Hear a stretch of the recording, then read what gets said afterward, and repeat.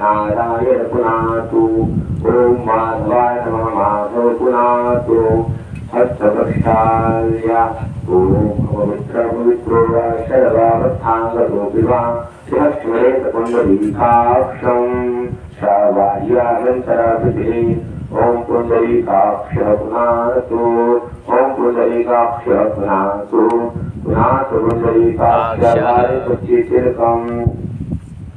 ओम ब्रह्मा विष्णुश्च लोकपालादिगेश्वरा रक्षन्तु सर्वगात्रादिललाटे तिलके कृते पदतिकात्वरषः चित्ररूपे महामाये दिग्वचेतसवर्गते तिष्ठते विशिखामध्ये तेजो वृद्धिं कुरुष्वमे हस्तपक्षाल्यां हस्ते पुष्पाणि धृत्वा हरपुराणपुरुषोत्तमं ध्यानं प्रशान्तमाया गुरुकर्मलिङ्ग मनामरूपं षडशरुमुक्तं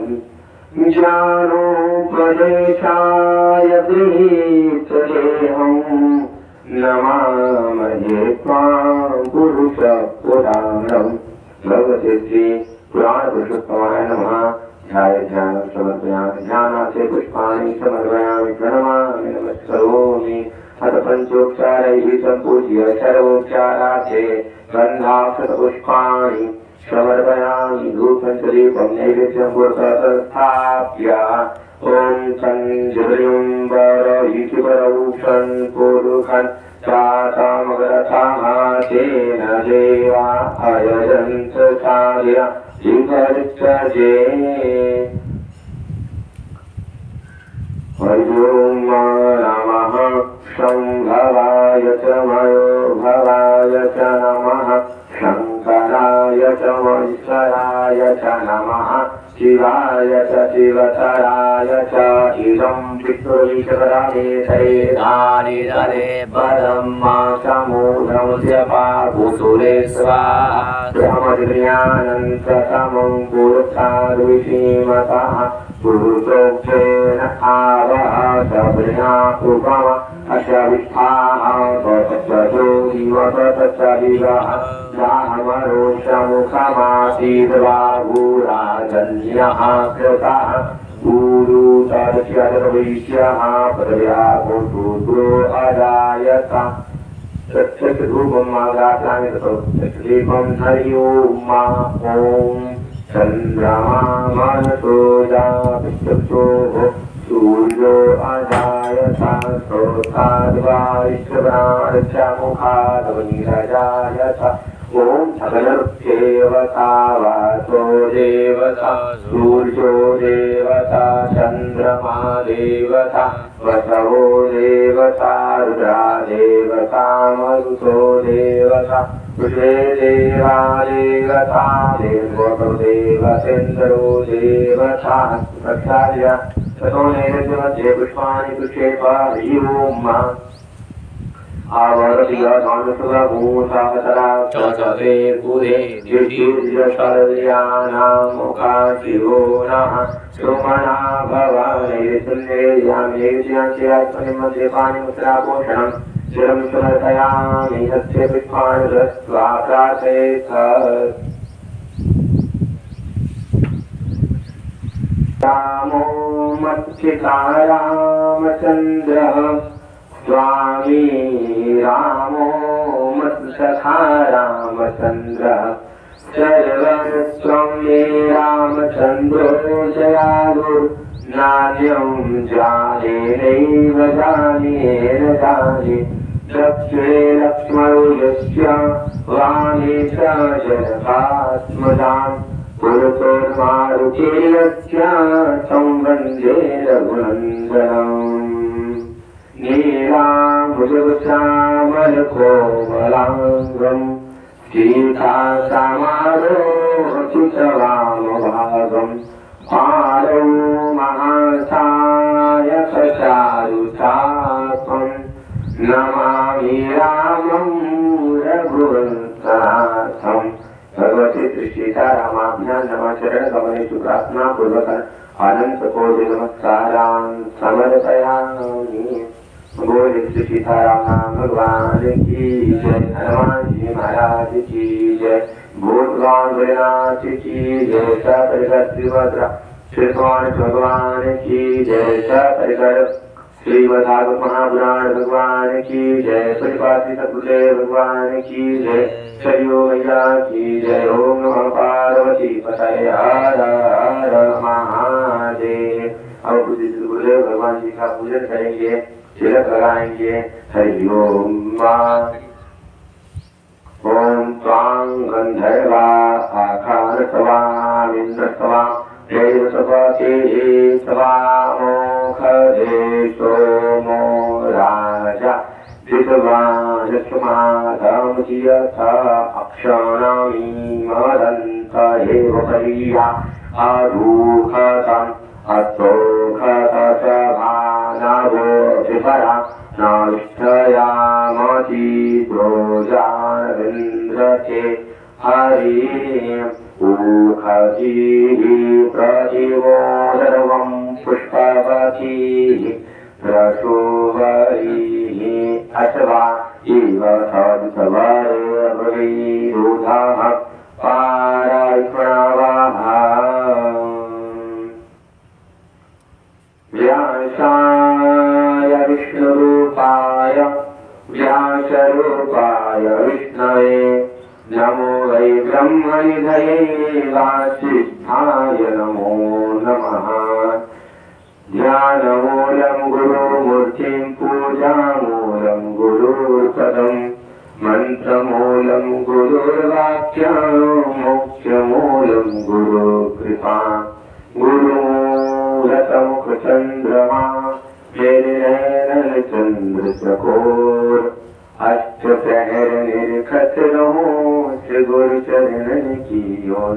बोले पुत्रवासी सद्गुरुदेव भगवान की जय। ओम नमः पार्वती पतये हर हर महादेव।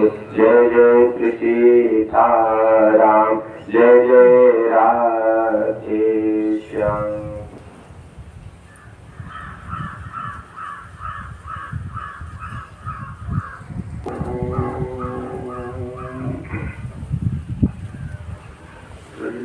सीतारामाभ्यां नमः। श्रीकृष्णाय वयं नमः। ॐ नमो भगवते वासुदेवाय। श्री हरि श्री हरि श्री हरि हरिशरणं हरिशरणं हरिशरणं। एक बार प्रेम से बोली राजा रामचंद्र भगवान की जय। बजरंग बली की जय। आप ऐसा अनुभव करें कि हम मातेश्वरी सर्वेश्वरी भगवती सीता के आनंदमय गोद में बैठे हैं। अंतःकरण में प्रभु श्री राम की आनंददायी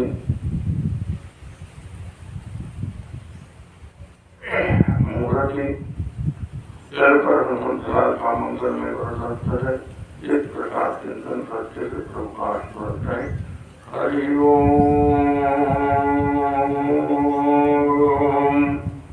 पूर्णमदः पूर्णमिदं पूर्णात् पूर्णमुदच्यते पूर्णस्य पूर्णमादाय पूर्णमेवावशिष्यते।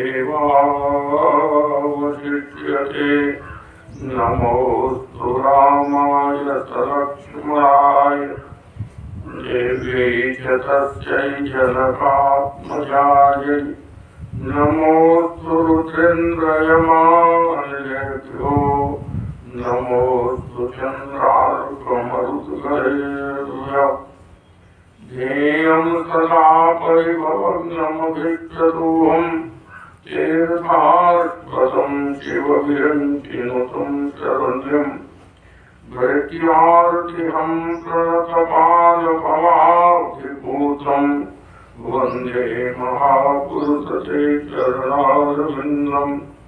त्यक्त्वा सुदुष्टचतुरेक्षराजलक्ष्मीं धर्मिष्ठ आर्यवचसाध्यसगाधरण्यम् मायामृगं दैत्येत्यमन्वधावत् वन्दे महापुरुषते चरणारविन्दम् ॐ ॐ ॐ सहनावतु सहनौ भुनक्तु सह वीर्यं करवावहै तेजस्विनावधीतमस्तु मा विद्विषावहै ॐ शान्ति शान्ति शान्ति ॐ शान्ति शान्ति शान्ति ॐ शान्ति शान्ति शान्ति समृद्धमूर्ति अनंत आनंद में पर ब्रह्म स्वरूप परम आराध्य प्रभु श्री राम जी महाराज अंतःकरण में जो से पिंड स्वरूप जगत कमान अनंत अनंत बलवंत आंजनेय हनुमंत जी महाराज परमात्मा के परम कृपा पात्र भगवान भूत भावन प्रयंकर शंकर के साक्षात विग्रह आंजनेय मारुत नंदन बाबा संकट मोचन के चरण शरण में साष्टांग प्रणिपात समस्त तीर्थों समस्त ऋषियों समस्त देवताओं के चरणारविंदों में मध्यात्म परमात्मा श्री सीताराम की आनंददायी मूर्ति स्वरूप समस्त समृद्ध स्वरूपों को मेरा प्रणाम। इसको थोड़ा सा और करके करवा दिया।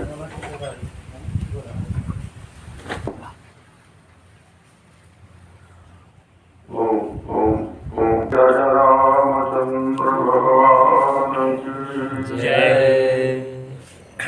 आइए हम सब दो बार हरिनाम संकीर्तन करें। तत्पश्चात ऐसी परमात्मा की प्रेरणा आप हम अपने गंतव्य स्थल की ओर चलेंगे। कि बोलो श्री राम जय राम बोलो श्री राम जय राम बोलो श्री राम जय राम बोलो श्री राम जय राम हमें अपने शरण में ले लो राम हमें अपने शरण में ले लो राम हमें अपने चरण में ले लो राम हमें अपने चरण में ले लो राम बोलो श्री राम जय राम बोलो श्री राम जय राम बोलो श्री राम बोलो श्री राम जय राम हमें अपना दास बना लो राम हमें अपना दास बना लो राम हमें अपना दास बना लो राम हमें अपना दास बना लो राम हमें अपना खास बना लो राम हमें अपना खास बना लो राम बोलो श्री राम जय राम बोलो श्री राम जय राम बोलो श्री राम जय राम बोलो श्री राम जय राम बोलो श्री राम जय राम बोलो श्री राम जय राम बोलिए राजा रामचंद्र भगवान की जय वृंदावन बिहारी लाल की जय। शंकर भगवान की जय। अम्बे माता की जय। गणपति भगवान की जय। कार्तिकेय भगवान की जय। वीर बजरंग बली की जय। श्री सरजू मैया महारानी की जय। ओम नमः पार्वती पते हर हर महादेव। आइए हम सब अपने गंतव्य स्थल की ओर चले, जहाँ कल हम लोगों ने विश्राम लिया था। हम लोगों का विषय चल रहा था कि हमें अचानक हम अच्छा करते हैं तो हमारे साथ बुरा क्यों हो जाता है।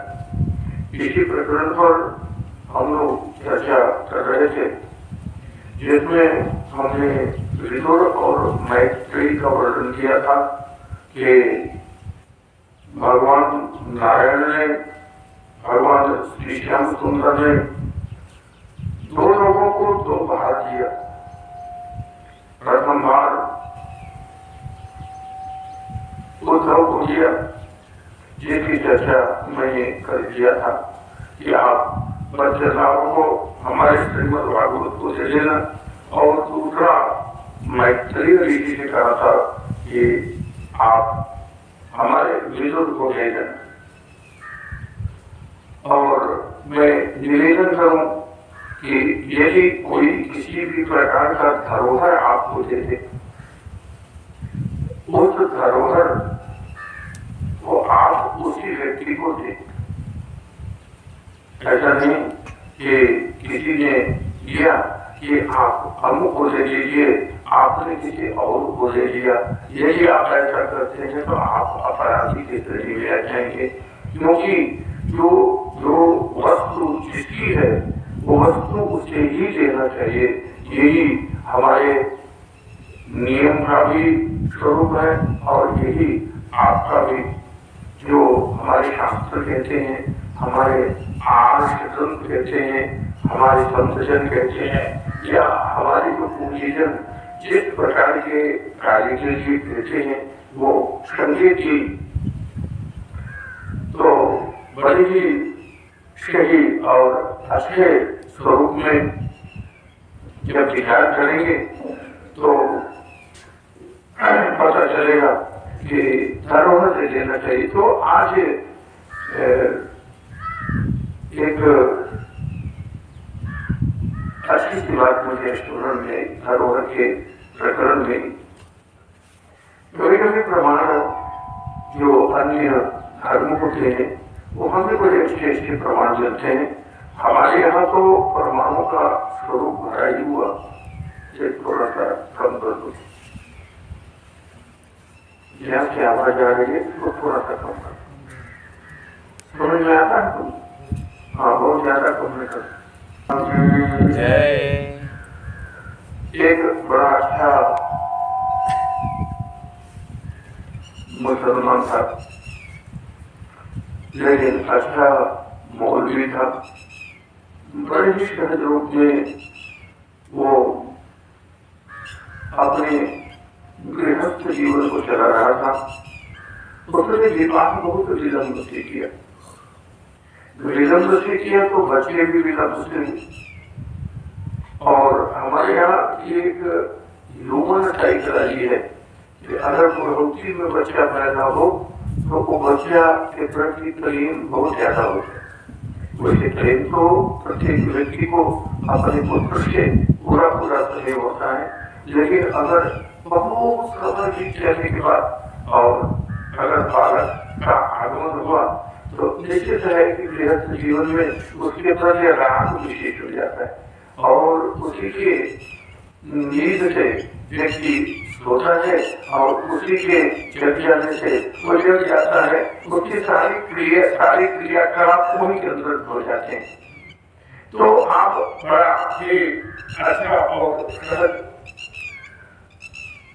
स्वरूप रहा, उसका गृहस्थ जीवन बहुत अच्छा चल रहा था और 2 पुत्र थे उसके।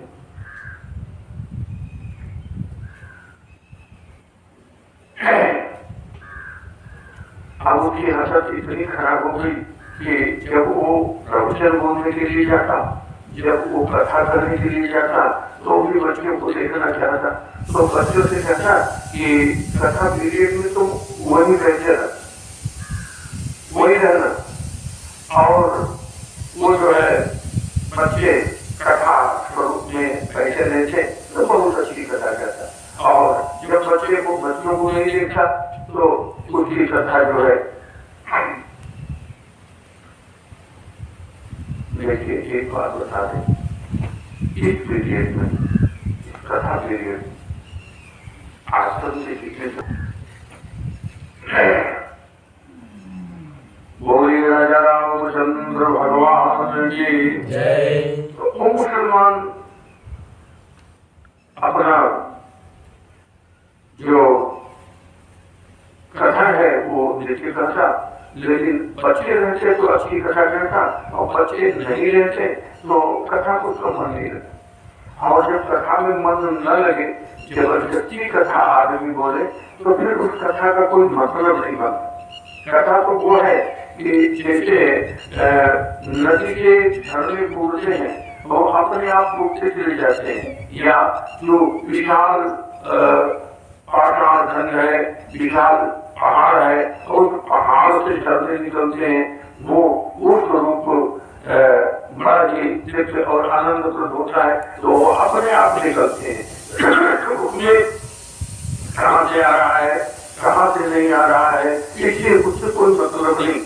तो मैं निरीक्षण कर रहा था कि वह बड़े ही भाव के साथ बैठा था।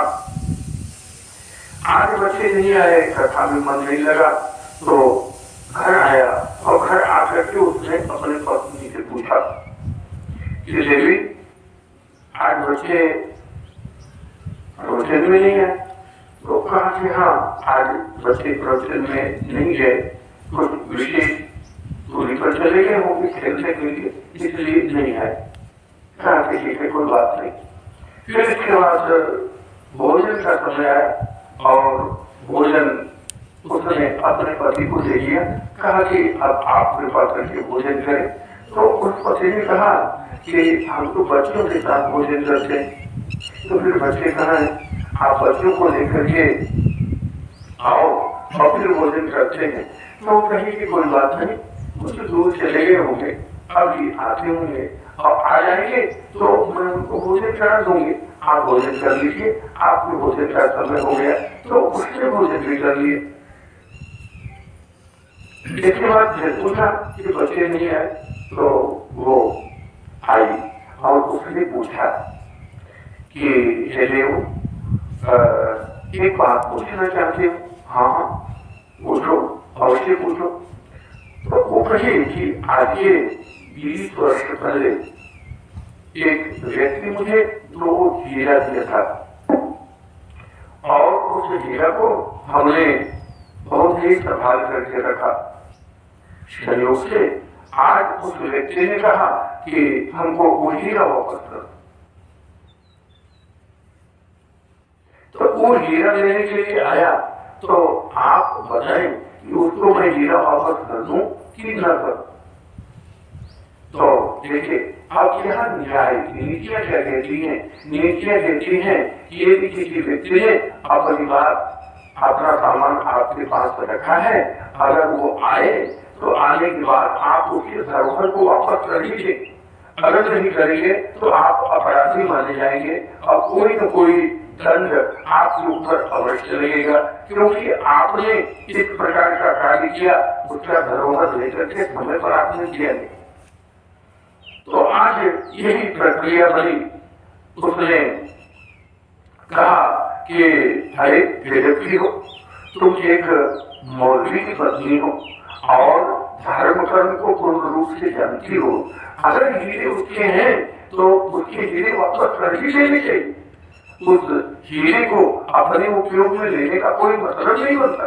और वो हीरा निश्चित ही उसे वापस कर दो, करना ही चाहिए। तो स्त्री ने कहा कि हमने हीरों को वापस कर दिया। तो कहा अच्छा, तो ऊपर की इच्छा बताइए। स्त्री ने कहा कि आइए मैं आपको दिखाती। तो गई और दरवाजा खोली। जब दरवाजा खोली तो बड़ा आश्चर्य हुआ, क्योंकि दरवाजे में जो कमरा है उस कमरे के अंदर 2 बच्चों की लाश पड़ी हुई है और ये वही बच्चे हैं जो उसके बच्चे। जैसे ही देखा तब वो रोने लगा और चिल्लाने लगा। और याद रखिएगा, रोने वाला जिसका जितना स्वार्थ होता है उसी के अनुसार होता है। अगर मरने वाले से आपका कोई स्वार्थ नहीं है तो आपको रोने का कोई कारण नहीं बनता। अगर स्वार्थ है तो आप निश्चित है कि जितने प्रतिशत का स्वार्थ है आप उतना ही रोएंगे।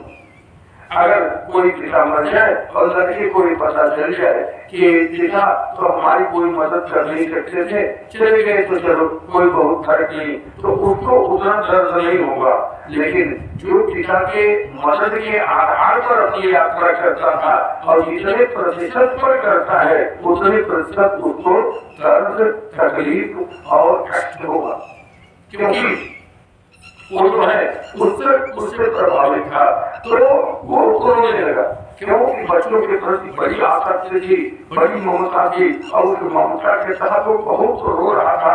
तब ईश्वर ने कहा कि रो मत। ये तो मैं कही कि जो 2 हीरे की बात कही थी वो यही कही थी, बहुत पहले आज के 30 वर्ष पहले हमारे अल्लाह ने हमको 2 हीरा दिया था और उस हीरा का उपयोग हमने यथावत किया। तो इसके बाद आज जब भगवान की तरफ से ये हुआ कि आप मेरे हीरे को वापस कर दो, तो हमने इन बच्चों को सहजता से वापस कर दिया। यही है। और इसी को श्री गोकर्ण ने समझाया कि जे मानुष जाया सदा ममताम विमुंच। ये जो जाया है, जो स्त्री है, जो पुत्र है, जो हमारी संपत्तियां हैं, इनके प्रति जो हमारे महत्व बुद्धि हो जाते हैं, इन महत्व बुद्धि का हमेशा ही परित्याग करना चाहिए। तो आज मैंने आपसे निवेदन किया कि जब किसी का धरोहर हो उसे दे ही देना चाहिए। और जब मैं स्त्री को पता चला कि विदुर जी का आगमन हुआ है तो बड़े प्रसन्न हुए और विदुर जी को बुलाए और विदुर जी को बड़े ही सहज रूप में बैठाए।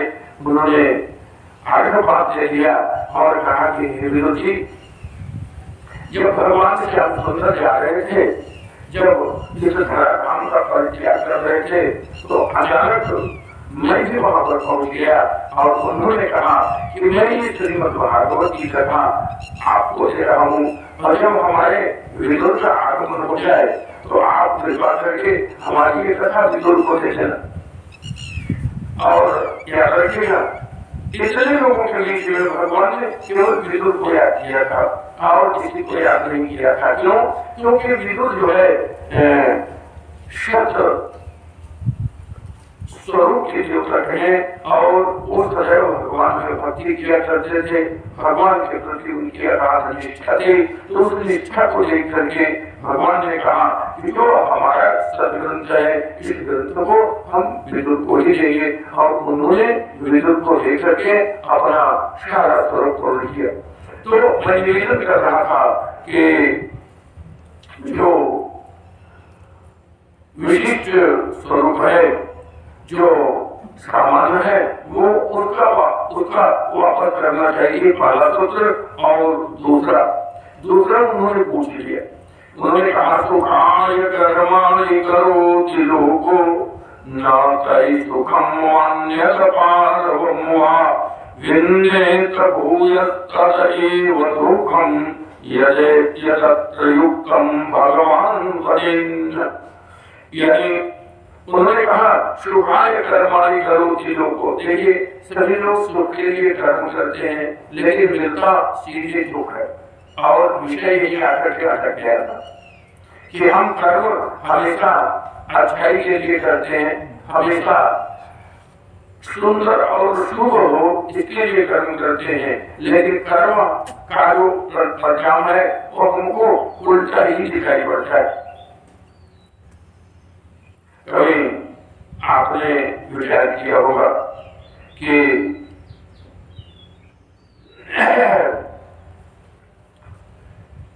दशरथ जी ने जब श्रवण को बाण मारा था, आज यह स्वरूप अगर आप चिंतन करते हैं तो देखें श्रवण की कोई गलती नहीं थी। श्रवण को अच्छा ही काम करना था, पिता की सेवा करना, माता की सेवा करना, शास्त्र ने यही कहा है। देखिए हमारे यहाँ जब आचार्य दीक्षा दे देते थे, शिक्षा दे देते थे, तो शिक्षा के बाद वो एक उपदेश दिया करते थे। जब छात्र अपने घर को जाता तो वो कहते कि सत्यम वद, ये पहला होता जो मैंने परसों संकेत किया था कि सत्यम वद, और दूसरा कहा धर्मम चर। ये हमारे आपके जीवन के लिए सबसे महत्वपूर्ण है। हम सत्य बोलने का काम करें और हम धर्म पर चलने का काम करें। ये तो हमारे लिए सर्वश्रेष्ठ कर्तव्य है जो हर मनुष्य को सही रूप में करना चाहिए। कोई जो पशु है वो पशु धर्म को नहीं जानता, लेकिन पशु हमसे ज्यादा जानता है। हम मानव हैं और हमारा कर्तव्य है कि हम धर्म के अनुसार चले। हम अपना जो सिद्धांत बनाया है उस सिद्धांत के अनुसार चले, लेकिन हम सिद्धांत के अनुसार नहीं चलते, लेकिन पशु हमेशा सिद्धांत से चलते। पशु कभी और सिद्धांत के हिसाब से नहीं चलेंगे। आप कभी देखें कि कोई बैल, कोई गाय अब थोड़ा करके भगी और वो भागी जा रही है और रास्ते में कोई अबोध बच्चा पड़ा हुआ है, तो याद रखिए अगर कोई गुस्से में है, किसी भी प्रकार की प्रक्रिया में है, तो मानव गलती कर सकता है लेकिन पशु गलती नहीं करता। और जैसे ही वो उसको देखेगा, देखने के बाद वो छलांग लगा करके सीधे चला जाएगा। वो बिल्कुल उस बच्चे को एक नीचे पीड़ा नहीं पहुंचाना चाहेगा। ये पशुओं की विशिष्ट मनोवृत्ति है। यद्यपि उनका स्वभाव ही हिंसात्मक होता है। वो ये नहीं जानते कि अच्छा क्या है और बुरा क्या है।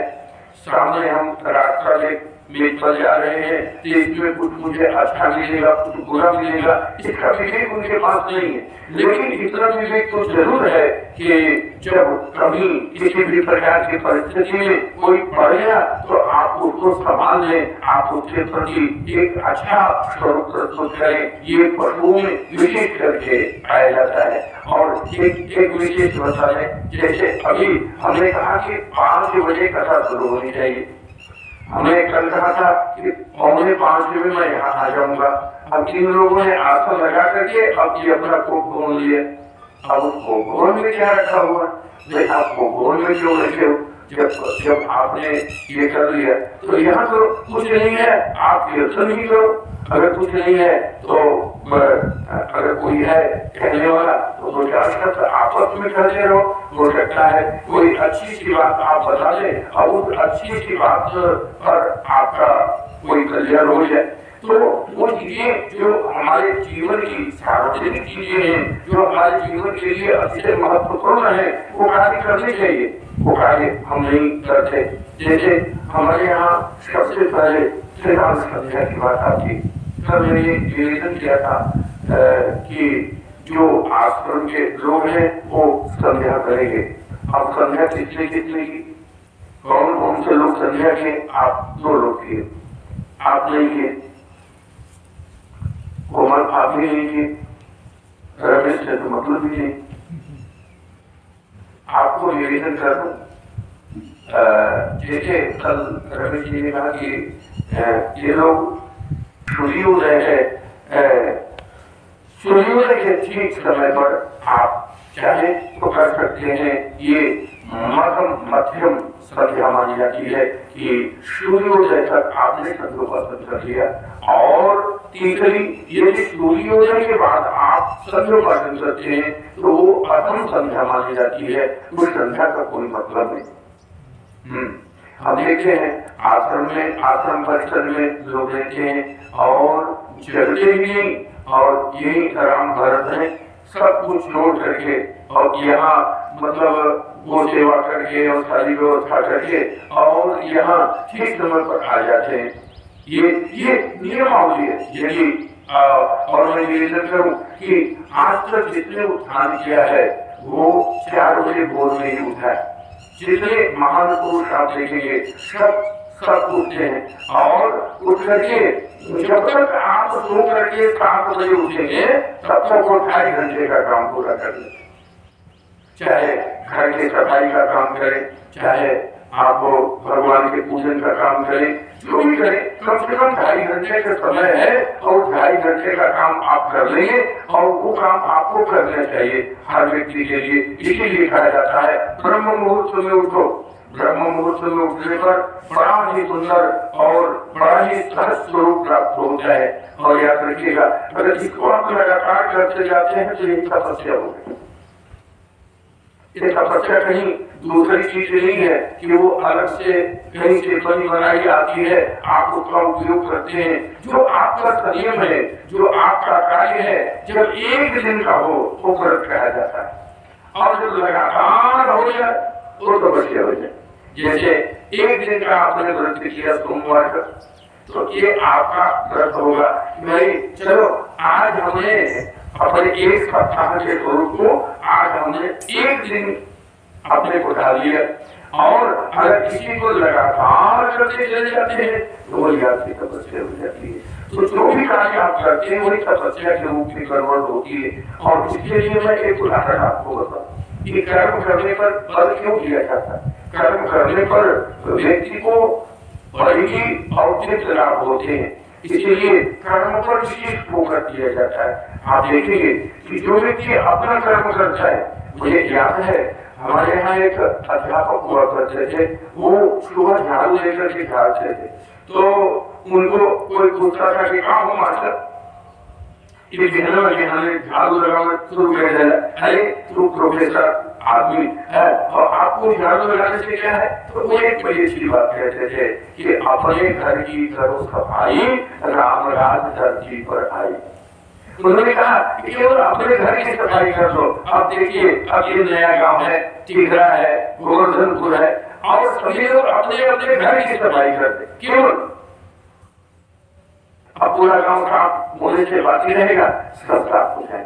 होता क्या है कि आप उस पर बल नहीं देते। जैसे अब अभी ये प्रवचन होना था और सभी लोगों को पता है प्रवचन है, और ये देखिए कूड़े दिखाई पड़ रहे हैं, ये कूड़े दिखाई पड़ रहे हैं, ये कूड़े बोल रहे हैं, ये कूड़े हमको बता रहे हैं कि हमने ये काम नहीं किया, हम इनके साफ सफाई पर ध्यान नहीं दिए, ये अपने आप बता रहे हैं।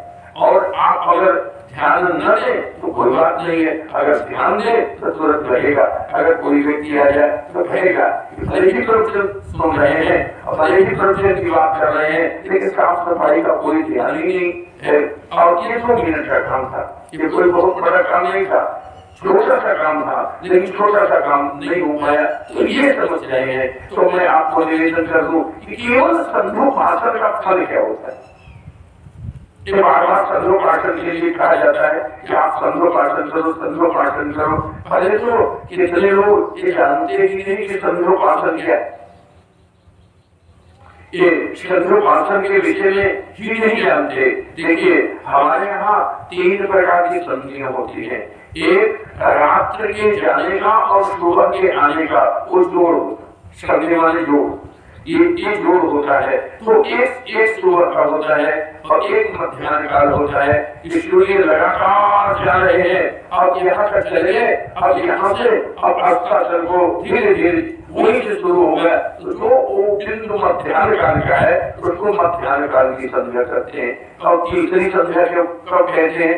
तीसरी संध्या जो है वो शयन काल के समय होती है, जब सूर्यास्त होने जा रहा है और दिन अब धीरे धीरे ढल रहा है और रात्रि का धीरे धीरे प्रवेश हो रहा है, जिसको आप गोधूली बेला कहते हैं। वो संध्योपासन का उत्कृष्ट समय है। लेकिन संध्योपासन तभी हो जब सूर्य हो, सूर्य की लालिमा दिखाई पड़ रही हो और इधर से सूर्य की लालिमा दिखाई पड़ रही हो। आप स्नान करके संध्योपासन कर रहे हैं, याद रखिए, उससे आपको अलौकिक लाभ मिलता है। कितने लोग कहते हैं उससे क्या फायदा, हम सूर्य को जल लेते हैं तो क्या सूर्य हमारे जल को लेते हैं क्या? आप सूर्य जल लेते हो या सूर्य जल नहीं लेते हो, सच तो ये है कि सूर्य जल लेते ही है। सूर्य का जो मूल स्वरूप है वो जल शोषण करना ही उनका है।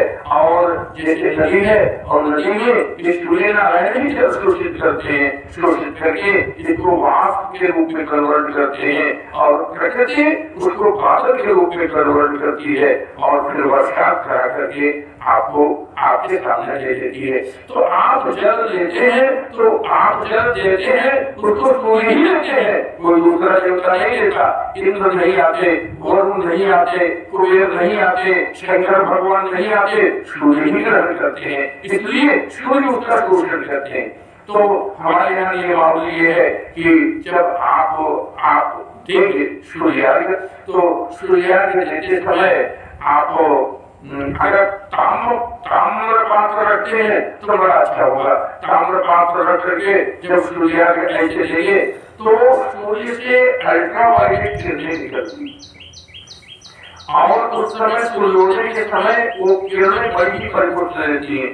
और तब जब आपके शरीर से उसका तांबे से संबंध हो जाएगा और तांबे के बाद ये जो नाखून है ये भी ताम्र रंग का होता है, तो ये हड्डियों में प्रवेश करे तो आपकी हड्डियां परिपुष्ट होंगी। इसी प्रकार से मध्याह्न काल की संध्या और शयन काल की संध्या, ये तीनों प्रकार की संध्याएं करनी चाहिए। और इन संध्याओं का बड़ा अच्छा लाभ जो लगातार करता है उसके विषय में बता दूं। एक हमारे यहाँ जगत कारू नाम का ऋषि, उसने निर्णय किया कि हम विवाह नहीं करेंगे। ये बड़ी अच्छी बात है। कुछ लोगों के मन में आता है कि हम विवाह नहीं करेंगे, है जैसे हमारे विशाल है और ये क्या नाम है इनका, आलोक है, सुधांशु है, वो है, और ये भी आलोक प्रशांत। अब ये सब भी मालूम निर्णय कर रही थी हमको विवाह नहीं करना। अगर ये विशेषता हो गई तो अब विवाह नहीं करना है तो करना क्या है? तो वो भगवत भजन में लगे। देखिए, अगर विवाह नहीं करना है, विवाह तो बहुत लोगों ने किया लेकिन भगवत भजन तो ये लोग नहीं करते। विवाह न करके अगर भगवान के भजन में लगा जाए तो ये सबसे महत्वपूर्ण और उत्कृष्ट तत्व है।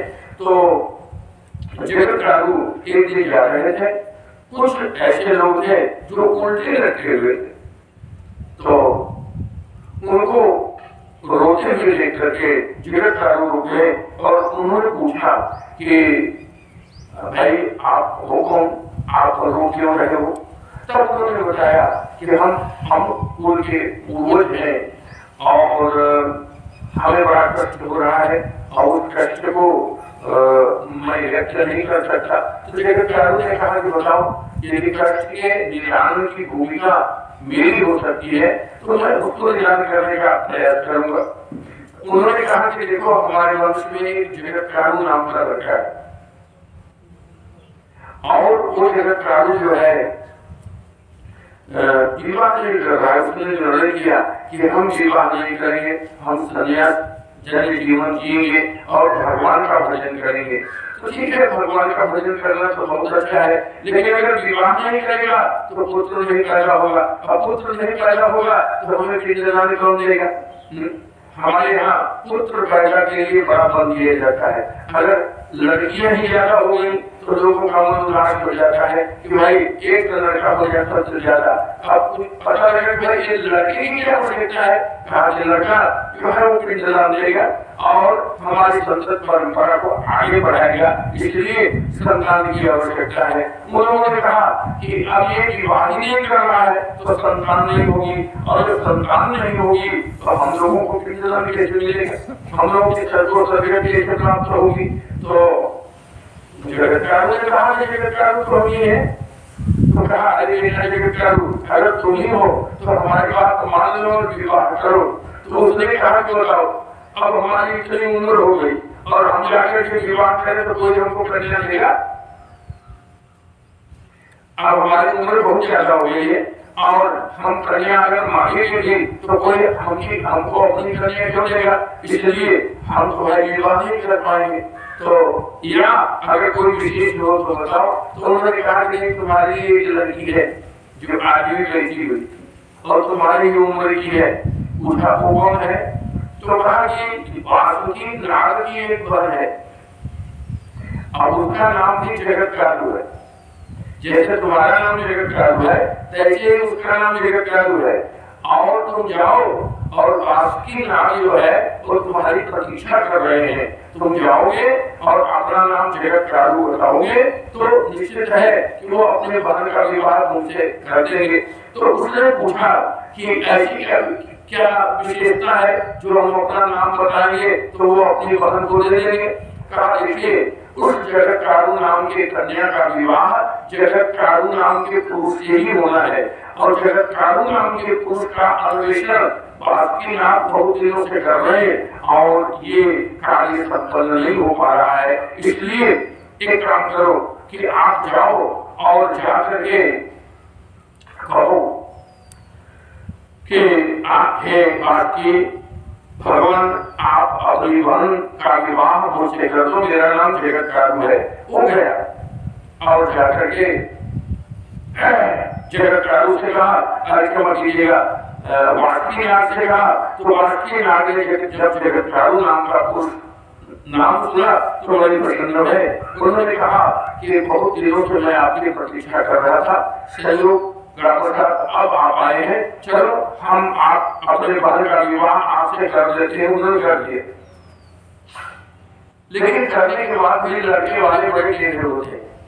लड़का जो है वो बड़ा चेहरा होता है, वो कोई न कोई ऐसी शर्त रखता है कि लड़की वाला बेचारा परेशान हो जाता है। तो जगतकारू ने कहा कि हम विवाह तो कर लेंगे, लेकिन एक शर्त हमारी होगी। उसका क्या शर्त होगी? कहा शर्त ये है कि हमारे किसी कार्य में आप विवाह विघ्न नहीं डाले। अब ये भी दाम्पत्य जीवन का बहुत बड़ा शर्त है कि स्त्री विघ्न नहीं डालेंगे, कभी परिस्थितियां आ जाएंगे तो स्त्री विघ्न क्यों नहीं डालेंगे भाई, अब उसका अधिकार बनता है, वो विघ्न जरूर डालेंगे। तो कहा कि जो भी मैं कार्य कर रहा हूँ उसे अच्छा करता रहूंगा, ये विघ्न नहीं डालेंगे, और जिस दिन विघ्न डाल देंगे उसी दिन में सन्यासी हो जाऊं। तो वो लड़की भी बड़ी चालाक थी, उसने कहा कि ये निश्चित है कि विघ्न तो मैं नहीं डालूंगी, लेकिन आप जब आप सन्यासी तब हो सकते हैं जब हमें एक पुत्र की प्राप्ति होती। जब तक एक पुत्र की प्राप्त नहीं होगी मेरा ये सिद्धांत काम नहीं करेगा, और अगर एक पुत्र की प्राप्ति हो जाती है तो निश्चित है कि आप सन्यासी हो जाएंगे। मुझे किसी भी प्रकार की आपत्ति नहीं है, क्यों कि एक पुत्र की जरूरत थी, क्योंकि वही एक ऐसा पुत्र था जो जनरेशन के क्षेत्र में वो सर्पों की रक्षा करता।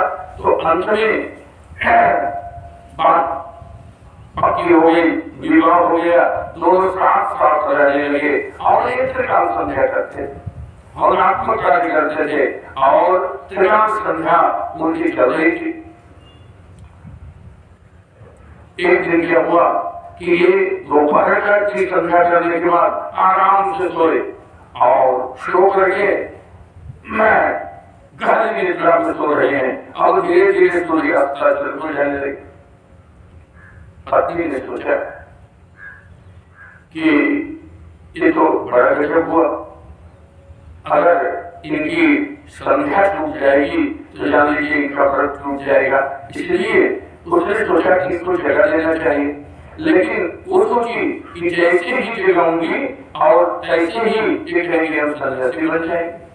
तो अब दो शब्द है कि आपके जीवन में भी ऐसी विसंगतियां आ सकती हैं कि दोनों प्राणी सामने हैं। आप क्या करें, इधर गिरे तो कुआं और उधर गिरे तो काई। जैसे दाम्पत्य जीवन में पिता और पुत्र दोनों सामने खड़े हो गए। पिता ने कहा कि नहीं ये होना चाहिए, बेटे ने कहा कि नहीं ये होना चाहिए। अब तो स्त्री के लिए बहुत बड़ी समस्या, वो पति के पक्ष में जाए कि वो अपने पुत्र के पक्ष में जाए, और ये बड़ा ही कठिन और बड़ा ही विचित्र प्रश्न है।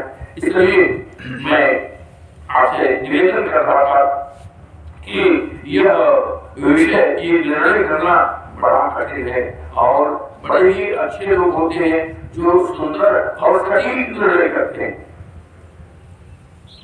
और यहाँ तो उसने कहा कि आप जो है कृपा करके हमें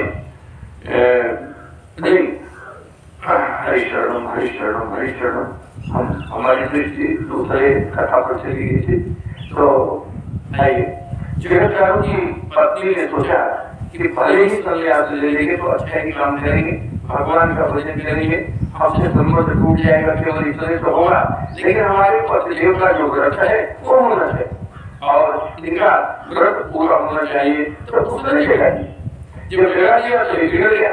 तो उसने कहा कि हमने कहा था कि जब हम कोई काम कर रहे हैं तो न जगाओ। कहा कि हे देव, आपके संध्योपासन का समय हो रहा था, अगर नहीं जगाती तो संध्योपासन वाला समय तो आपका निकल ही गया। आप ऐसा करें कि निश्चित रूप से संध्योपासन करें, आप नाराज न हो। तो उसने कहा कि देवी, मैं नित्य त्रिकाल संध्या करता हूँ, सूर्य नारायण मेरे अर्घ को लेते हैं, और यदि मैं नहीं अर्घ देता तो तब तक सूर्य नारायण को यहाँ रहना पड़ता। ये है पक्ष है। यद्यपि सूर्य नारायण के नियम को कोई तोड़ नहीं सकता। सूर्य नारायण की जो नियमावली है वो हमेशा चलती रहती है, वो कहीं अवरुद्ध नहीं होती। लेकिन जब कभी कभी परिस्थितियां आ जाती है तो उस परिस्थितियों के कारण उनके मार्ग भी अवरुद्ध हो जाते हैं। जैसे हनुमान जी को कुटी लाने दी तो हनुमान जी ने एक प्रकार से उनके मार्ग को अवरुद्ध कर दिया था। यद्यपि हनुमान जी ने विनय से ही किया था, लेकिन उनको उस समय रुकना पड़ा था। और निवेदन करूं कि मातृ का इतिहास में एक नारी का नाम है मातृ। उसके पति का नियम था कि सूर्यास्त के बाद वो भोजन नहीं करते थे, और उनको लगा कि अब तो सूर्यास्त होने ही वाला है। तो उठा, कुंती ने कहा कि अब क्या होगा। तो मातृ कहती है कि मैं सूर्य को रोकती हूँ, आप उनको भोजन कराइए। ये पाठ्यव्रत की धर्म के ये अलौकिक सिद्धांत है, जहाँ सूर्य नारायण को भी रोकने की क्षमता होती है। एक संध्या नाम की स्त्री थी, बड़ी पाठ्यव्रत धर्म को धारण करने वाली थी, और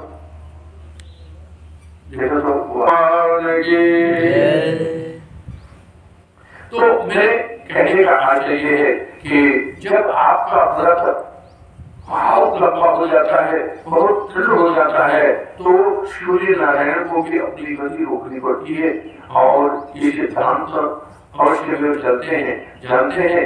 हमारे यहाँ राष्ट्रपति के मार्गों को नहीं रोका जा सकता कभी भी। अगर राष्ट्रपति की गाड़ियां जा रही है तो कोई भी व्यक्ति, चाहे वो प्रशासनिक हो चाहे जन सामान्य हो, वो वहाँ उनके मार्ग को नहीं रोक सकता।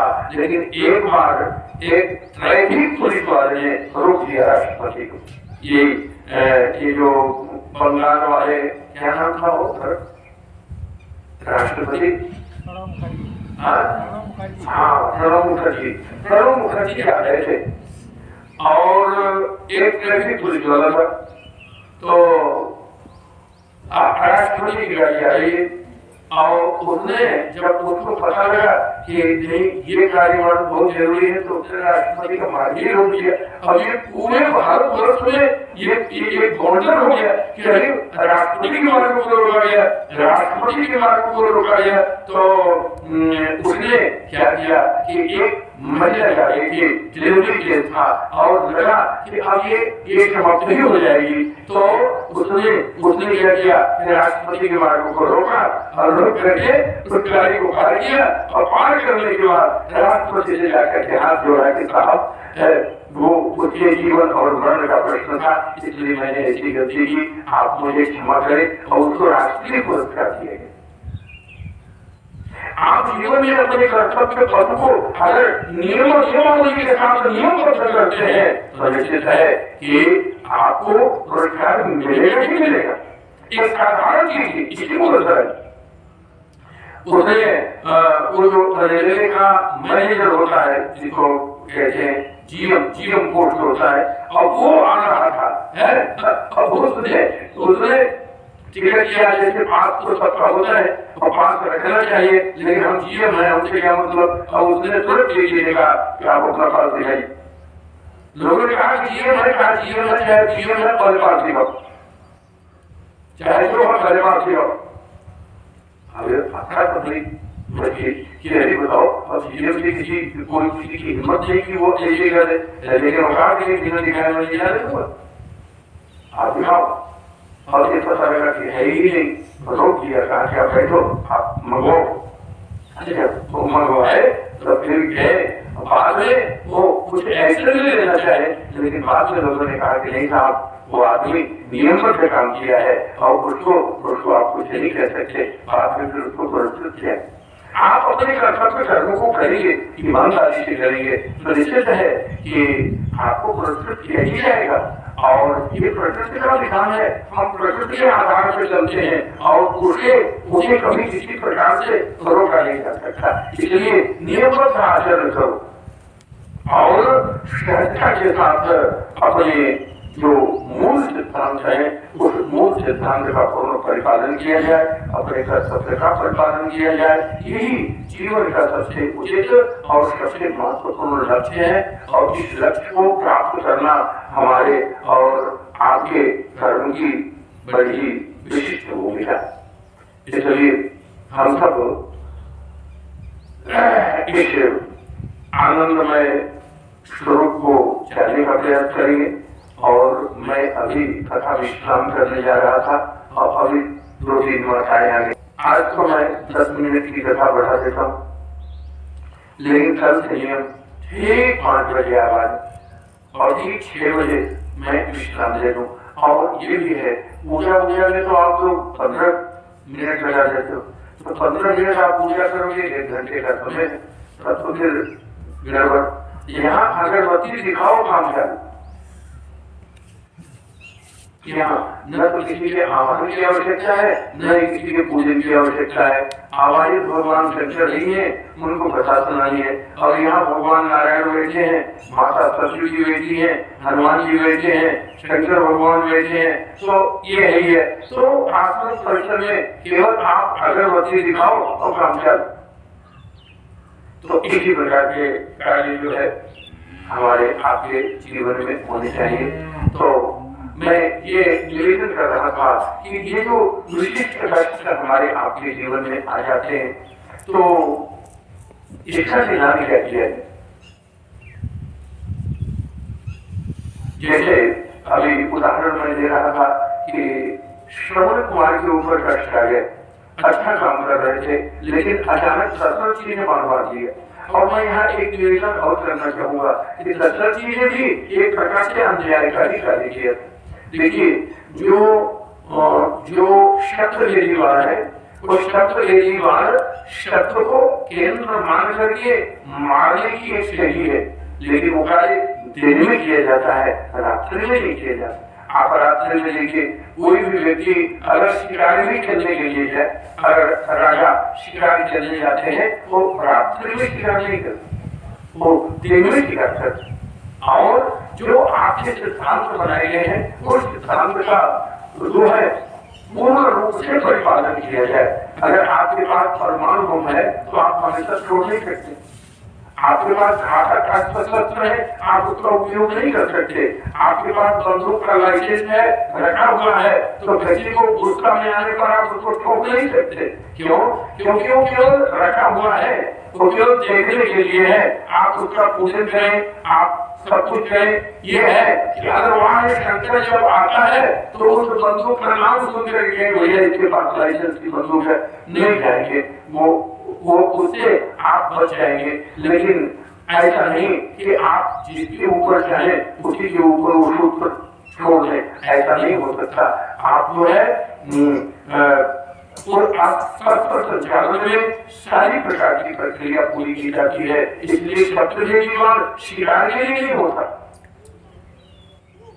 शत्रु जीवन दुश्मनों को मारने के लिए होता है। जब आवश्यकता पड़ती है कि अब दुश्मन यहाँ से वार कर रहा है, जैसे मैं उदाहरण दे दूं, श्री राम रावण का युद्ध हो रहा था और जो मेघनाथ है वो बाण मार रहा था और छिप करके बाण मार रहा था। उसका शरीर टिकता नहीं था, लेकिन उसकी आवाज आती थी, वो आवाज से चिल्लाता था और बिल्कुल ऐसा लगता था कि ये संपूर्ण ब्रह्मांड को समाप्त कर देगा। सारी प्रक्रिया उसकी चल रही थी और इसमें लक्ष्मण उससे में हो और लक्ष्मण ने कहा कि अब इसी को नहीं पूरे निश्चय जाति को खत्म कर देता हूँ। और तुरंत उन्होंने बाण उठाया और बाण उठा करके पूरे निश्चय समाज को मारने के लिए जब उन्होंने अस्त्र उठाया तो भगवान की दृष्टि पड़ी। भगवान ने कहा कि अरे लक्ष्मण जी क्या कर रहे? उन्होंने कहा कि देख लेंगे इसका शरीर दिखाई नहीं पड़ रहा है और ये बाण पर बाण चलाया जा रहा है, इतना हमारा शरीर ने नुकसान कर दिया, अब इसको निश्चित है कि हम मार डालेंगे। भगवान ने कहा कि नहीं, अपराध मेघनाथ का हो और संपूर्ण राक्षस जाति पर विनाश कर दो, ऐसा ठीक नहीं, क्योंकि इससे कुछ ऐसे अधिक हो जाएंगे जिससे हमारा और आपका भी नुकसान हो जाएगा। उसका कैसे कहा कि जब सभी राक्षसों को मारेंगे तो उसमें रावण भी होगा, कुंभकर्ण भी होगा, सभी राक्षस भी होंगे और विभीषण भी होगा। तो तुम्हारी इस प्रमाण से राक्षसों का संहार तो होगा ही, विभीषण का भी संहार हो जाएगा। विभीषण का संहार हो जाएगा तो पूरी सदा चली आई, प्राण जाए पर वचन न जाए तो मेरा नुकसान हो जाएगा। इसलिए लक्ष्मण ऐसा न करो, अपराध जिसका हो सजा उसको ही होनी चाहिए। जो निरपराधी है, जिसने किसी भी प्रकार का अपराध नहीं किया है, उसको कदापि सजा नहीं होनी चाहिए। इसलिए हम आपसे निवेदन कर रहे थे कि जब जो कष्ट आ जाते हैं, जैसे अचानक दशरथ जी ने क्या सोचा, कैसे सोचा कि महत्वपूर्ण नहीं है, लेकिन उन्होंने मारा और श्रवण कुमार मरे, ये दो घटना हुई। किसी ने मारा और किसी ने कोई मरा। अब प्रश्न ये है कि वो मारे तो उनको उसका फल मिलना चाहिए, क्योंकि आग पर चाहे जान के पैर रख दे चाहे अनजान में पैर रख दे, आग का काम नहीं चलाना, वो जलाएगा। आपने मारा, चाहे अनजान में मारा और चाहे जान करके मारा, लेकिन 302 के आप मुजरिम तो होंगे ही। तो वो अभियोग दशरथ जी पर लगा और प्रश्न ये होता है कि जो सात्विक कर्म करता है, जो शुद्ध कर्म करता है, जो अपने माता पिता की सेवा करता है, मातृ देवो भव, पितृ देवो भव, आचार्य देवो भव, ये उपदेश हमारे आचार्य जैसे माता को देवता मान करके, पिता को देवता मान करके, अपने कंधे पर कमर रख करके और सीधे तीर्थों की यात्रा कराने के लिए चले जाते। आजकल तो जल लेकर के लोग कांवड़ पे जाते हैं और भगवान को चढ़ा देते हैं और अपने माता पिता की सेवा करके और अपने माता पिता का दर्शन भगवान का दर्शन अपने माता पिता को कराता था। तो वो तो बड़ा ही अच्छा और बड़ा ही अच्छा व्यक्ति था, और उस व्यक्ति को इस प्रकार से मारना पड़ा। क्यों भाई? इसी को कहते हैं प्रारब्ध। और एक विशेष निवेदन कर दूं कि जो प्रारब्ध होता है ना, उसको आप टाल नहीं सकते, चाहे आप हो चाहे हम हो। जो हमारे जीवन का प्रारब्ध है वो उन्हें टाल सकेंगे। अरे प्रारब्ध ही तो था कि अच्छा ही तो काम कर रहा था, लेकिन हमको हॉस्पिटल में भर्ती होना पड़, ये प्रारब्ध है। और प्रारब्ध के कर्म जब आ जाते हैं तो वो बिल्कुल ही हानिकारक होते हैं और आपको उस मोड़ पर लगा ही देंगे, चाहे आप जहाँ हो और जैसे हो, उस प्रकार की प्रक्रिया आपको करनी ही पड़ेगी। जब प्रारब्ध प्रकट होकर के आया तो हरिश्चंद्र जैसे राजा को एक डोम के हाथों बिकना पड़ा। इसलिए प्रारब्ध के खेल बड़े निराले होते हैं और तो बदल नहीं जा सकता, तो फिर क्या किया जा सकता है? कुछ नियंत्रण किए जा सकते हैं। वो नियंत्रण कैसे किए जा सकते हैं? हमारे यहाँ 3 पद्धतियां हैं। जो दक्षिण दिशा है, दक्षिण दिशा में 3 देवता काम करते हैं। दक्षिण दिशा में एक तरफ अग्निदेव काम करते हैं और दूसरे तरफ नैऋत्यक भगवान काम करते हैं और बीच में यमदेव होते हैं। ये 3 देवताओं का दक्षिण दिशा में वास माना जाता है और हमारे प्रारब्ध पर इनकी दृष्टि बड़ी प्रबल होती है। जानते हैं जो हमारे नैऋत्यक भगवान होते हैं ये पितरों के देवता होते हैं। जैसे कभी कभी पंडित जी लोग कहते हैं कि आपको पितृ दोष लगा हुआ है, ऐसा कहते हैं आपको पितृ दोष लगा हुआ है, तो फिर पितृ दोष है कि भाई जब हमारे भी पिता है तो हमारे भी पिता इस प्रकार से हमको दोष क्यों देंगे? देखिए पिता अपने बेटे को दंडित करता है और दंड देने का अधिकार भी होता है। जैसे अगर कोई बेटा गलत कर रहा है, 1 2 बार 3 बार आपने समझाया और नहीं माना, 1 थप्पड़ लगा दिया। जब 1 थप्पड़ आपने लगा दिया तो निश्चित है कि वो धीरे धीरे सुधर जाएगा और या तो बहुत ज्यादा बिगड़ जाएगा। 2 स्थितियां होंगी। तो सुधारने के दृष्टिकोण से आदमी जो है वो नियंत्रण करता है और थप्पड़ मारता है। तो उसी प्रकार से जो नैऋत्यक भगवान है वो अपने पूर्वजों अपने बेटों को जानते हैं और बेटा को कर्म करता है। जैसे वो चोरी करता है, वो व्यभिचार करता है, वो किसी को हिंसात्मक प्रवृत्ति में डालता रहता है या एक प्रकार कुछ ऐसा करता है जिससे तमाम प्रकार की समस्याएं खड़ी होती हैं, तो वो देख करके कुपित होते हैं और जब कुपित होते हैं तो उनकी दृष्टि क्रूर होती है, क्योंकि दक्षिण दिशा का ये कोना उपलब्ध है। तो उनकी स्थितियां खराब हो जाती है। और एक इधर के अग्नि भगवान होते हैं और अग्नि का काम नहीं है जलाना। अभी मैंने कहा कि अग्नि चाहे जान के पाँव रखे और चाहे अनजान में पाँव रखे, अग्नि का काम है जलाना और वो जला ही देगी। अमृत चाहे जान करके पिए और चाहे अनजान के पिए, आप अमर हो ही जाएंगे। विष चाहे आप जान के पिए और चाहे अनजान में पिए, आपको मर ही जाना है। तो ये प्रक्रियाएं शाश्वत सत्य है। यदि आप उपयोग करेंगे, चाहे जान के करें चाहे अनजान के करें, तो उसका उसकी समस्या होगी। उसी प्रकार से हमारे अग्नि भगवान है। अग्नि भगवान की का जो स्वरूप है एकदम तीक्ष्ण होता है और ये अग्नि के जो तन्मात्रा है उसको कहते हैं रूप। याद रखिएगा, यदि कोई व्यक्ति अग्नि को कुपित करता है तो सबसे पहले उसका रूप बिगड़ता है।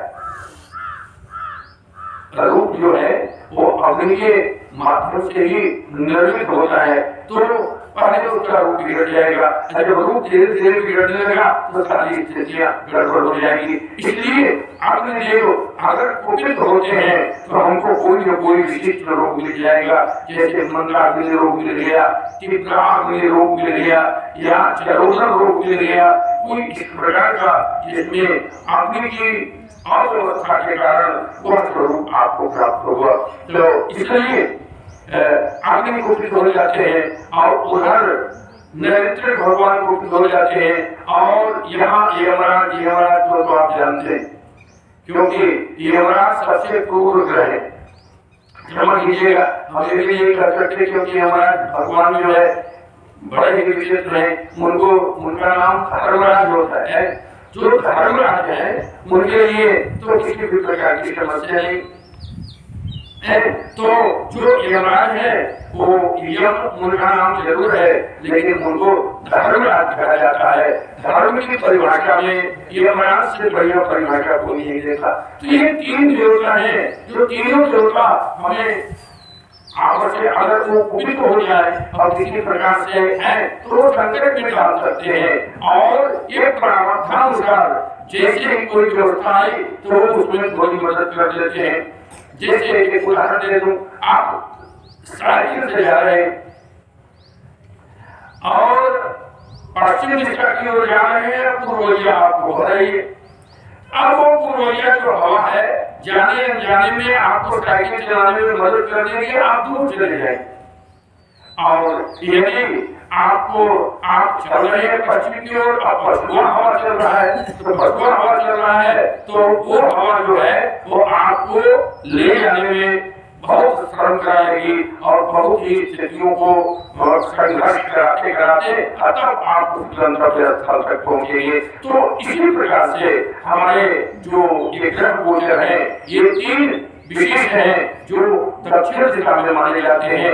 यमराज भी दक्षिण दिशा में, अग्नि भी दक्षिण दिशा में और वो नैऋत्य भगवान भी दक्षिण दिशा में। जब ये आपके प्रारब्ध को पा जाते हैं कि आपका प्रारब्ध यहाँ पर है और अगर वो कुपित है, अगर कुपित नहीं है तो बात सामान्य चली जाती है, और अगर वो कुपित है तो वो अपना दोष दे देते हैं। दोष दे देते हैं तो जीव और ज्यादा संकट में आ जाता है। तो आप प्रश्न हुआ कि अब इसका क्या निदान है और निदान तो होना चाहिए। तो इसके दो ही निदान है, या तो आप भगवान शंकर की आराधना करें और या तो आप हनुमान जी की आराधना करें। देखिए हनुमान जी एक ऐसे देव है कि इनको अगर आप अपने घर में लगाते हैं, लेकिन याद रखिएगा जब भी लगाएं तो उत्तर की दीवार पर ही हनुमान जी को लगाएं, आप पूर्व की दीवार पर न लगा देना। आप जो है पश्चिम की दीवार पर या दक्षिण की दीवार पर न लगाएं, क्योंकि ऐसा लगाएंगे तो आपको पूरा पूरा लाभ नहीं मिलेगा। लेकिन अगर आप उत्तर की दीवार पर हनुमान जी का चित्र लगाएं, अब चाहे जैसा चित्र लगा दें, आप पर्वत लेके हनुमान जी उड़ रहे हैं वो चित्र लगा दीजिए, या आशीर्वाद दे रहे हैं वो चित्र लगा दीजिए, या भगवान की आराधना कर रहे हैं उस प्रकार का चित्र लगा दीजिए, या गदा लेकर के लंका दहन का दृश्य कर रहे हैं वो चित्र जो भी लगाइए, लेकिन उत्तर की दीवार पर लगाइए और दक्षिण की ओर हनुमान जी का मुख हो और उनकी आंखें खुली हो। जब उनकी आंखें खुली रहती हैं तब वो सीधे दक्षिण की ओर देखते हैं और उनकी निगाहें हनुमान जी की निगाहें हनुमान जी की निगाह जो है, हनुमान जी की आंखें यम की आंखों से मिलती हैं, हनुमान जी की आंखें अग्नि की आंखों से मिलती है, हनुमान जी की आंखें नैऋत्य की आंखों से मिलती है। तो जब ये क्रूर होकर के आपके ऊपर किसी प्रकार का आघात करना चाहते हैं, किसी प्रकार की समस्या निकालना चाहते हैं, तो हनुमान जी वहां रक्षा करते हैं कि देख लेना मैं रक्षा कर रहा हूँ। अब कोई संगार आदमी किसी की रक्षा करे तो कोई व्यक्ति अगर आक्रमण भी करना चाहे तो हिलता है कि भैया ये काम ठीक नहीं है। और दूसरा शंकर भगवान का, शंकर भगवान क्या करते हैं, आप देखिएगा शंकर भगवान का जो अर्घा है वो हमेशा उत्तर की ओर रहता है, और उत्तर की ओर रहता है तो उत्तर की ओर रहकर क्या है, कहा उत्तर की दिशा कुबेर की दिशा है। कभी और समय आएगा तो हम आपसे इस पर विशेष निवेदन करेंगे। तो ये उत्तर की दिशा और दक्षिण की दिशा, दक्षिण की दीवार पर आप हनुमान, उत्तर की दिशा पर आप हनुमान जी को लगाए तो दक्षिण दिशा संभाल लेते हैं, और जब आप शंकर भगवान की आराधना करते हैं तो उत्तर की ओर अर्घ हो जाता है और उत्तर की दिशा को भगवती पार्वती संभाल लेती है। और यही दो इष्टदेव ऐसे हैं जो प्रत्यक्ष प्रमाण और प्रत्यक्ष फल देते हैं। और दोनों की आराधना हो गई, जब दोनों की आराधना हो गई तो जान लीजिएगा आपको इधर और कुबेर माँ भगवती के कारण आपको धन धान्य की सारी चीजें अच्छे ऐश्वर्य की प्राप्ति होना, धन की प्राप्ति होना, समृद्ध हो जाना, परिवार में सुंदर सामंजस्य हो जाना, ये प्रक्रिया भगवती पार्वती के द्वारा दिया जाता है। क्यों? भगवती पार्वती व्यक्ति के चित्त को, व्यक्ति के मत को परिवर्तित करती है। या देवी सर्वभूतेषु मत रूपेण संस्थिता नमस्तस्यै नमस्तस्यै नमस्तस्यै नमो नमः। तो भगवान शंकर कहते हैं कि चलो पार्वती, इतना काम तुम कर दो, उधर का काम हनुमान कर देते हैं, अब जीव संकट भी नहीं आएगा। इन दो स्त्रियों की आराधना करने से सदैव व्यक्ति जो है वो लाभ में रहता है। और मैं आपसे निवेदन करूंगा, घर में छोटी छोटी बातें आ जाती हैं जिससे व्यक्ति बहुत परेशान हो जाता है। अगर ये दो प्रक्रिया की जाए तो निश्चित है कि उसके घर के जो संकट हैं वो संकट धीरे धीरे क्रमशः समाप्त हो जाएंगे और इसमें भगवान की विशिष्ट आराधना भी बन जाएगी और आपका मंगलमय काम हो जाएगा। इसलिए अब यही वाले को विश्राम दूंगा और आप सबसे निवेदन कि ठीक 5 बजे अगर आप उपस्थित समय हो न हो तो कठिनाई, और उपस्थित हो जाए और बहुत ज्यादा समय की तो कठिनाई, क्योंकि एक कठिनाई आपकी तरफ की और एक कठिनाई मेरे तरफ की, और दोनों में से एक भी अगर कठिनाई है तो समस्या बनी हुई है। इसलिए आप ठीक समय पर आए। समय का चिंतन बहुत बढ़िया चिंतन होता है। एक समय ठीक समय पर आप देखें, सभी राजा धनुष तोड़ने जा रहे थे, धनुष न तो टूटा और न तो हिला। जिससे धनुष टूटना था वो चुपचाप बैठा था, वो बोले।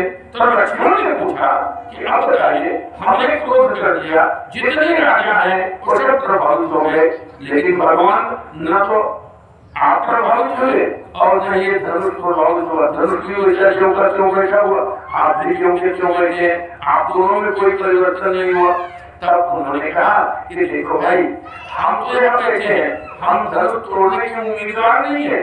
जो उम्मीदवार है वो अपनी व्यवस्था देख लीजिए, अब हम उम्मीदवार है नहीं। तो कहा आप तो आए हैं तो आपको तोड़ना चाहिए। कहा अगर हमारे गुरु जी कहेंगे तो तोड़ेंगे, और गुरु जी नहीं कहेंगे तो मैं यहाँ से नहीं सकता, क्योंकि हमारे पिता ने कहा था कि हम गुरुदेव अब तुम्हारे पिता तुझे हैं, इनके आदेश का परिपालन करना। तो हमें तो गुरु जी का आदेश नहीं हुआ और तब हम नहीं आएंगे। और विश्वामित्र ने आदेश क्यों नहीं दिया? इसलिए कि धनुष टूटने का समय नहीं है, हर चीज का समय है। वो जानते थे कि शरीर की आत्मा कब निकल करके परमात्मा में विलीन होगी, वो समय जानते थे। जब मुहूर्त आया तब विश्वामित्र समय शुभ जाने, और तब उन्होंने कहा उनको राम भजो हो चापा, और वहां से आदेश देने में धनुष तक पहुंचने में जितना समय है उसका कैलकुलेशन उन्होंने किया। ठीक समय पर जब पहुंचे तो उन्होंने धनुष को खंडित कर। इसलिए मैं निवेदन करूंगा कि समय का पूरा ध्यान दिया जाए, आप सब समय पर प्रस्तुत हों, और हमारे आश्रम परिवार के बच्चे आसन लगाने के बाद या तो कीर्तन करें और या तो बोलो श्री राम जय राम जय जय राम, बोलो श्री राम जय राम जय जय राम, बोलो श्री राम जय राम जय जय राम, बोलो श्री राम जय राम जय जय राम। हमें अपने शरण में ले लो राम, हमें अपने शरण में ले लो राम, हमें अपने चरण में ले लो राम, हमें अपने चरण में ले लो राम। बोलो श्री राम जय राम जय जय राम, बोलो श्री राम जय राम जय जय राम। रामचंद्र भगवान की जय, शंकर भगवान की जय, अम्बे माता की जय, वीर बजरंगबली की जय, वीर बजरंगबली की जय, सरयू महारानी की जय। हरि ओम।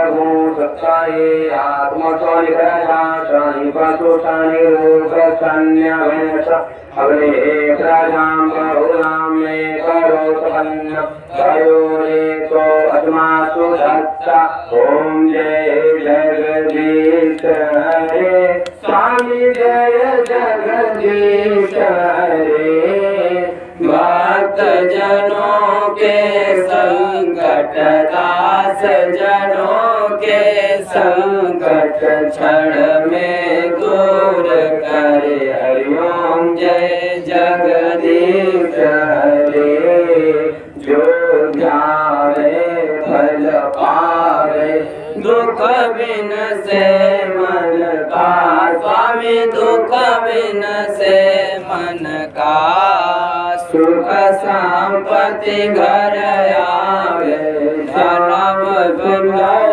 घर आवे कष्ट मिटे धन का ओम जय जगदीश हरे मात पिता तुम मेरे शरण गहूँ मैं किसकी स्वामी शरण गहूँ मैं किसकी तुम बिन और न दूजा प्रभु बिन और न दूजा आश करूँ मैं किसकी हरि ओम जय जगदीश हरे तुम पूर्ण परमात्मा तुम अंतर्यामी स्वामी तुम अंतर्यामी पार ब्रह्म परमेश्वर जगत पिता जगदीश्वर तुम सबके स्वामी हरि ओम जय जगदीश हरे तुम करुणा के सागर तुम पालन करता स्वामी तुम पालन करता मैं मूर्ख खल कामी मैं सेवक प्रभु स्वामी कृपा करो भरता ओम जय जगदीश हरे तुम एक गोचर सबके प्राणपति स्वामी सबके प्राणपति किस विधि मिलूं दयामय किस विधि मिलूं दयामय आसक में कुमति हरि ओम जय जगदीश हरे बंधु दुख हरता तुम ठाकुर मेरे स्वामी तुम रक्षक मेरे अपने हाथ उठाओ अपने शरण लगाओ द्वार खड़ा मैं तेरे हरि ओम जय जगदीश हरे विकार मिटाओ पाप हरो देवा स्वामी कष्ट हरो देवा श्रद्धा भक्ति बढ़ाओ श्रद्धा प्रेम बढ़ाओ संतन की सेवा ओम जय जगदीश हरे तन मन धन यह जीवन सब कुछ है तेरा स्वामी जो कुछ है तेरा सर्वस्व है तेरा तेरा तुझको अर्पण प्रभु जी का प्रभु को समर्पण क्या लागे मेरा हरि ओम जय जगदीश हरे श्याम सुंदर जी की आरती जो कोई नर गावे स्वामी प्रेम सहित गावे स्वामी भाव सहित गावे स्वामी भक्ति सहित शिवानंद स्वामी मन भजत हरिहर स्वामी मन वांछित फल पावे ओम जय जगदीश हरे ओम जय जगदीश हरे स्वामी जय जगदीश हरे स्वामी जय दीनानाथ हरे स्वामी जय बद्रीनाथ हरे भक्त जनों के संकट रात जनों के संकट सरने दूर करे हरि ओम जय जगदीश हरे कर्पूर गौरम करुणावतारम संसार सारम भुजगेन्द्रहारम सदा वसन्तं हृदयारविन्दे भवं भवानी सहितं नमामि त्वमेव माता च पिता त्वमेव त्वमेव बन्धुश्च सखा त्वमेव त्वमेव विद्या द्रव्यं त्वमेव त्वमेव सर्वं मम देव देवा हरे राम राम राम हरे हरे हरे कृष्णा कृष्ण कृष्ण हरे हरे गोविंद बोलो हरि गोपाल बोलो गोविंद बोलो हरि गोपाल बोलो गोविंद बोलो हरि गोपाल बोलो